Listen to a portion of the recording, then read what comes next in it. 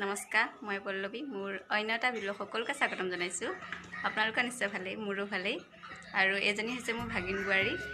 আৰু ভিডিঅ'টো চাই যাওক।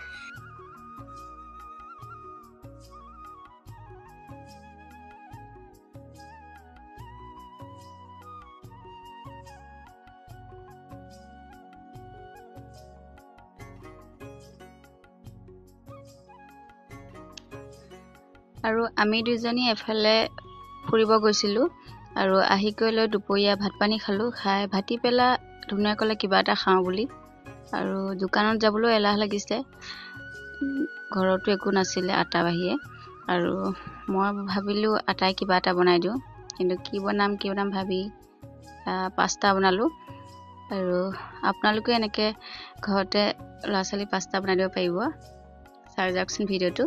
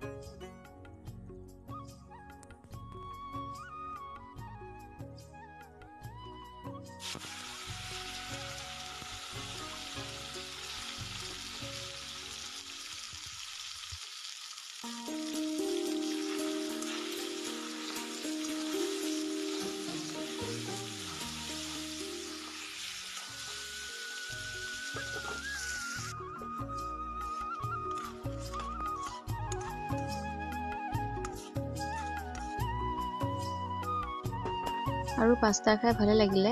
আপোনালোকে ঘৰতে বনাই এনেকৈ খাব পাৰিব। আৰু পাস্তা মছলা যদি ঘৰত নাথাকে, অন্য মছলা থাকিলেও দিব পাৰিব, বা জিৰা পাউডাৰ অন্য কিবা অকণ দি দিব।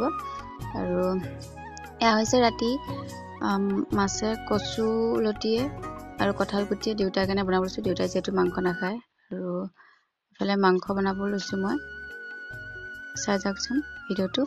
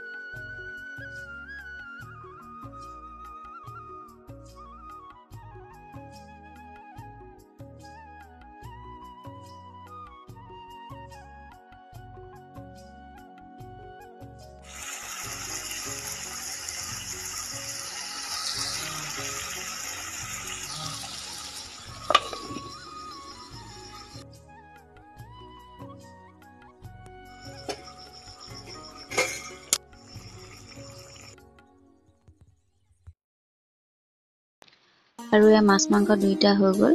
আৰু ধুনুৱে সন্ধিয়া ম'ম' খাওঁ বুলি ক'লে, কাকাইকে আনি দিলে। আৰু সি ভাবিছে মই এটা ফটো উঠাই আছোঁ বুলি, সি ৰখি আছে, কিন্তু মই ভিডিঅ' কৰি আছোঁ গম পোৱা নাই। আৰু আজি দিনত আহিছিলে এয়া মা, দাদা, বৌ আৰু ধুনুৱে ভনীয়েকক চেওঁ খুৱাই আছে। আৰু আজিলৈ ভিডিঅ'টো ইমানতে সামৰিছোঁ। যদি ভিডিঅ'টো চাই ভাল লাগে, লাইক কমেণ্ট ছাবস্ক্ৰাইব কৰিব, লগতে শ্বেয়াৰ কৰিব। ধন্যবাদ।